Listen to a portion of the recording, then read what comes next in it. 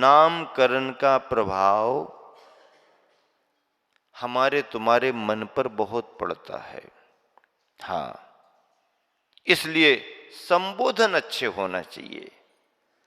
अच्छे संबोधन होंगे तो संबंध भी अच्छे होंगे। अच्छे संबोधनों से संबंध अच्छे बनते हैं, और संबोधन यदि अच्छे नहीं हो तो संबंध बिगड़ जाते हैं। दुकानदारों को यह सावधानी रखना पड़ती है। हाँ, ग्राहक किसी भी मिजाज का क्यों ना हो, हमें अपने शब्द कैसे रखना है, कैसे बोलना है। बात तो जरा में बिगड़ती है, पर बनाने में कितना टाइम लगता है, बनाने में कितना टाइम लगता है। संबोधन, दुकानदार को हमेशा मृदुभाषी, अच्छे शब्दों में बात करने वाला होना चाहिए। एक दुकानदार चूड़ी बेचता था।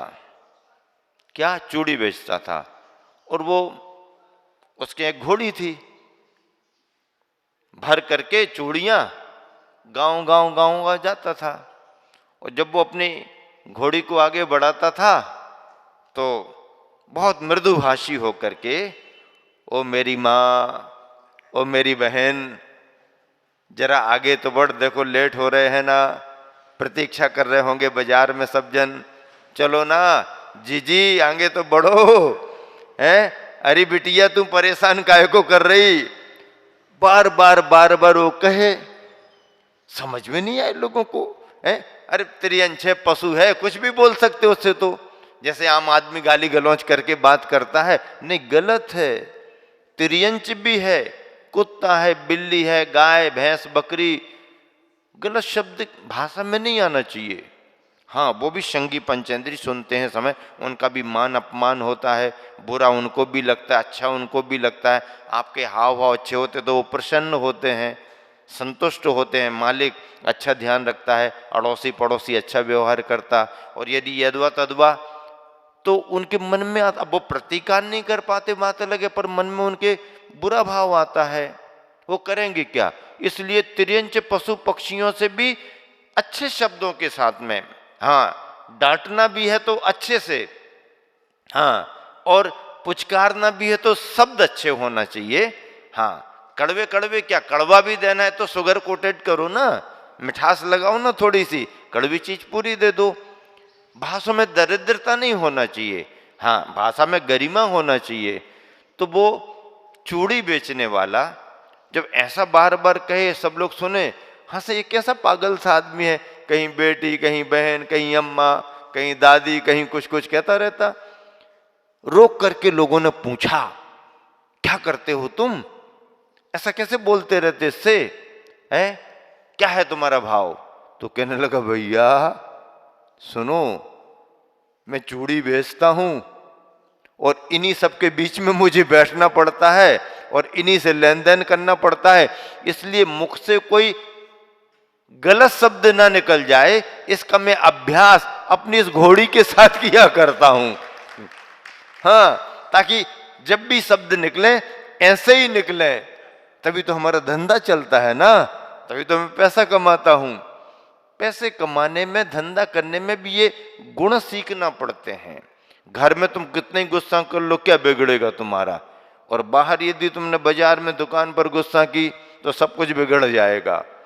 इसीलिए बोलचाल, भाषा अच्छी होना चाहिए। खाना शब्द पाश्चात है, दूसरी भाषा का है, चल गया चल गया। अब कोई भी कहीं भी भोजन पानी का संबंध हो, खाना खाना तो नहीं कहना। हाँ, भोजन भोजन चलेगा, क्योंकि भोजन भोजन शब्द में कुछ थोड़ा सा जुड़ा हुआ है। भोजन आएगा तो धीरे धीरे भजन भी आएगा। हाँ, भोजन आएगा तो फिर भजन भी आएगा।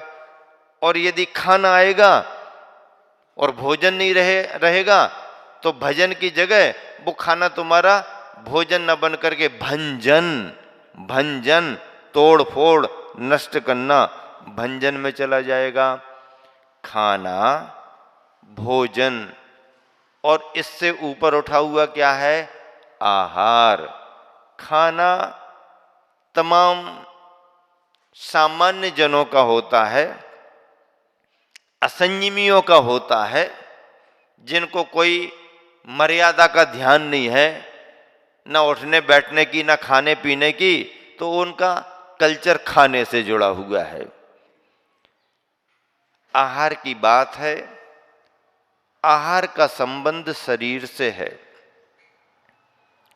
आहार का संबंध विचारों से भी जुड़ता है। जैसा खाएं अन्न वैसा होवे मन, जैसा पिए पानी वैसी बोले बानी। आहार पानी का संबंध विचारों से जुड़ता है और विचार फिर हमारे जीवन को वैसा बनाते हैं, वैसे हम ढल जाते हैं। गाड़ी वाहन के जैसे अलग अलग ईंधन होते हैं। हाँ, इस गाड़ी में ये डलेगा, इस गाड़ी में ये डलेगा, ये गाड़ी में डलेगा, हवाई जहाज में ये वाला डलेगा। शरीर भी अलग अलग हैं। वेज नॉनवेज का अंतर है। चाहे मनुष्य हो या तिर्यंच हो, शाकाहारी की श्रेणी अलग है और मांसभक्षी पशु और त्रियंचों की श्रेणी अलग है। मनुष्य प्रकृति से शाकाहारी है, रचना में भी शाकाहारी है। उसका पूरा का पूरा शरीर का रचना तंत्र शाकाहार को लेके बना है। आदतन व्यसन और बुराइयों में लग करके, हिंसा आदि में लग करके, खान पान की गलत संगत करके व्यक्ति ने खान पान बिगाड़ लिया है, अपने संस्कार छोड़ दिए हैं। ये उसका अपना निजी परिणाम है। लेकिन मनुष्य प्रकृति से शाकाहारी ही है और शाकाहार का परिणाम उसके जीवन से जुड़ा रहता है। मद्य मधु मांस अभक्ष्य की कोटि में आते हैं। घोर जीव हिंसा होती है। इसका जीवन पर भी विपरीत प्रभाव पड़ता है। आर्थिक दृष्टि से बहुत महंगा, स्वास्थ्य की दृष्टि से स्वास्थ्य के लिए हानिकारक और धर्म की दृष्टि से भी दोषकारक ऐसा हिंसक आहार छोड़ना, जीव दया पर आश्रित भोजन होना। क्षत्रिय राजाओं ने भी अपने धर्म का पालन किया। राज्य छिन गया, परिवार बिछुड़ गया, कुछ साथी बचे हैं, जंगल में खाने का इंतजाम नहीं, तो उस जंगल में भी महाराणा प्रताप ने घास की रोटी बना करके तो जीवन चलाया, खा करके जीवन चलाया, लेकिन जीव हिंसा का उल्लेख नहीं है। हाँ, क्षत्रिय थे, कुछ भी कर सकते थे, लेकिन नहीं, क्षत्रिय जीवों की हिंसा करने वाला नहीं होता। क्षत्रिय तो सभी की रक्षा करने वाला होता है। हाँ, कोई आक्रमण करेगा तो प्रतिकार उसका करेंगे, लेकिन निरपराध निर्दोष को मारेंगे नहीं। ये क्षत्रियों का धर्म था। ऐसे उदाहरण अनेक हैं इतिहास में कथानकों से। भोजन का संबंध हमारे विचारों से जुड़ता है, इसलिए मद्य मधु मांस का पहले त्याग करना, अष्ट मूल गुणों को धारण करना, खान पान में शुद्धि रखना, क्योंकि मद्य मधु मांस तामसिक कोटि में आते हैं। भोजन 3 प्रकार का, तामसिक, राजसिक और सात्विक। तामसिक अमर्यादित है, मिलेच्छ की प्रवृत्ति वाला है। तामसिक भोजन, राजसिक राजाशाही ठाट बाट वाला, गरिष्ठ वरिष्ठ महंगे से महंगा, हाँ ये राजसिक है। सात्विक सदाचारियों का, श्रावकाचार का पालन करने वालों का और धर्म की आराधना करने वालों का भोजन सात्विक भोजन माना गया, जो उसकी साधना में सहायक होता है।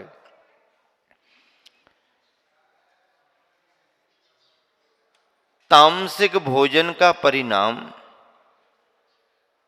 उन्माद, उग्रवाद और आतंकवाद है। क्या? तामसिक भोजन में जो पड़ा प्रवृत्ति उन्मादी होगी, प्रवृत्ति उग्रवादी होगी और प्रवृत्ति आतंकवादी होगी। कोई रोक नहीं सकता।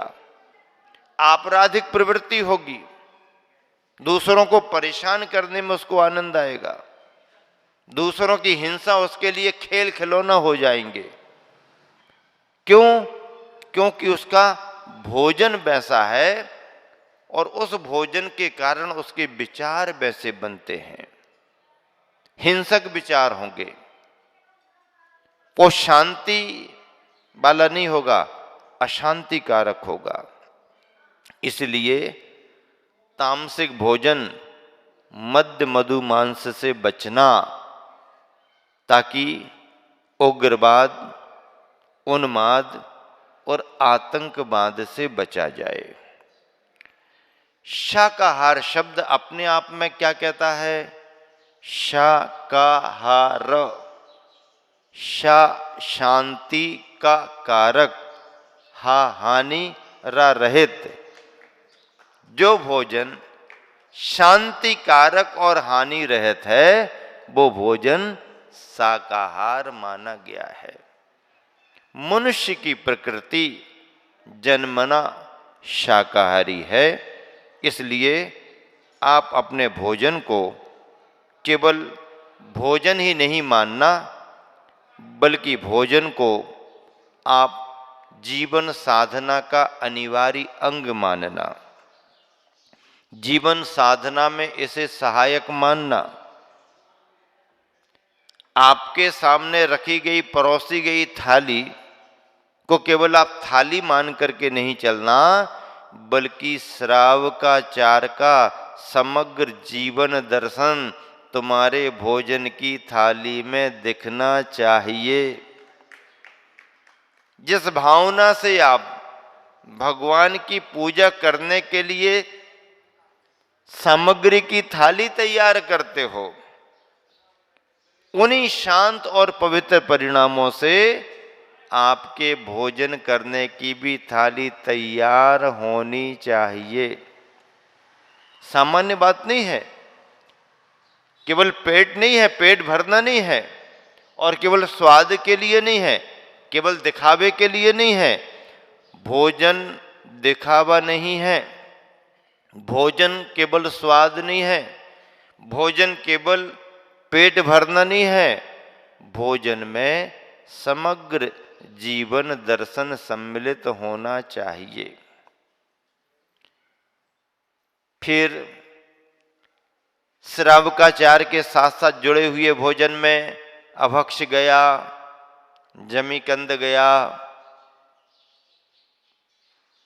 शेष बचे हुए में सात्विक में से फिर आपको जो उपयुक्त है, प्रकृति विरुद्ध है तो अच्छा लगने पर भी नहीं, उससे बचना। कभी कभार थोड़ा बहुत, क्योंकि प्रकृति विरुद्ध आपको परेशान करेगा। अभक्ष अशुद्ध वस्तुओं से तो बच गए, अनिष्ट कारक से बचो, आदि आदि। फिर उसके बाद जीवन चलाने के लिए भोजन किया जाता है। भोजन करने के लिए जीवन नहीं होता है। हाँ, शरीर है, शरीर से साधना होती है, शरीर से दिनचर्या होती है। शरीर अन्न का कीड़ा है, रोज देंगे, देंगे ही देंगे, क्यों नहीं देंगे, अनिवार्यता है। लेकिन विवेक पूर्वक, मर्यादा पूर्वक शरीर को जो सहयोगी बने वैसा आहार देना, श्रावकाचार से जो जुड़ा हो वैसा आहार देना। तब कहीं जाकर के तुम्हारा भोजन, तुम्हारे भजन, भगवान की भक्ति और साधना में सहयोगी होगा। आहार शुद्धौ सत्य शुद्धौ, सत्य शुद्धौ ध्रुवा स्मृति। आहार की शुद्धता शरीर को शुद्ध बनाती है और शरीर की शुद्धता तुम्हारी स्मृति, तुम्हारी मति, तुम्हारी बुद्धि को शुद्ध बनाती है। इसीलिए आहार आपका सात्विक होना चाहिए। इस आहारचर्या में आपको सबसे बड़ी सावधानी ये रखना पड़ेगी कि आपने जिस कुल में जन्म लिया है उस कुल के अनुसार ही आपको अपनी आहारचर्या बनाना पड़ेगी। ठीक ठाक करते हुए भी, मर्यादा का भोजन करते हुए भी आपने यदि समय का ध्यान नहीं रखा तो वो भी गड़बड़ माना जाएगा। क्या माना जाएगा? गड़बड़ माना जाएगा। इसलिए हर समय हर बात पर सावधानी रख करके ही भोजन किया जाना चाहिए। चीनी यात्री फाहियान और हैंसांग 2 भारत में आए। संपूर्ण भारत का उन्होंने भ्रमण किया, संस्मरण भी उन्होंने तैयार किए, अपने देश लेकर के गए। बड़े प्रभावित होकर के गए वो भारत से। उनके संस्मरणों में ये लिखा है कि मैंने भारत में एक समुदाय विशेष देखा जिसे जैन कहा जाता था। उस समुदाय की विशेषताओं में मैंने देखा कि उनका खान पान सूर्योदय के बाद प्रारंभ होता और सूर्यास्त पर समाप्त हो जाया करता था। उन्होंने अपने संस्मरण में लिखा, एक समुदाय विशेष उनको मिला, मतलब वो जैन समुदाय की तरफ इंगित कर रहे हैं। और उनका खान पान सूर्योदय के बाद प्रारंभ होता और सूर्यास्त के पहले बंद हो जाता। अब बताओ ये किसने लिखा और कहां पर लिखा? इसी देश में विदेशी व्यक्ति ने। जैन समुदाय की ये पहचान रही।